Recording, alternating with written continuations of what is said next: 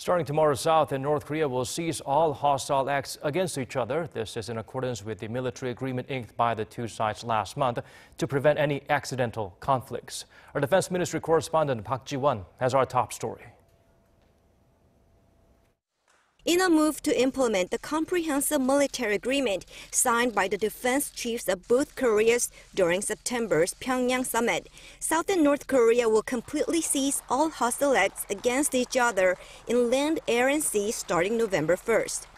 Specifically, the two Koreas agreed to cease various military exercises aimed at each other along the Military Demarcation Line. On the ground, the two sides will cease all live-fire artillery drills and field training exercises at the regiment level and above within 5 kilometers from the MDL, which will create a 10-kilometer wide buffer zone between the two Koreas. In the sea, the two Koreas will cease all live-fire and maritime maneuver exercises within some 135-kilometer wide zone in the West Sea and some 80-kilometer wide zone in the East Sea.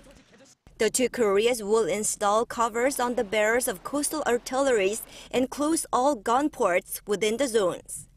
In the air, the two sides agreed to ban tactical live-fire drills involving diverse aircraft within designated no-fly zones in the eastern and western regions along the MDL. Also, during the general-level military talks held last Friday, the two Koreas agreed to complete the reduction of 11 guard posts within each side of the DMZ by the end of November. Over at the Joint Security Area in Pyeongyang, South and North Korea, as well as the U.S.-led United Nations Command, completed a third joint verification of demilitarization measures over the last weekend. The Joint Security Area will allow freedom of movement for visitors and tourists as early as next month.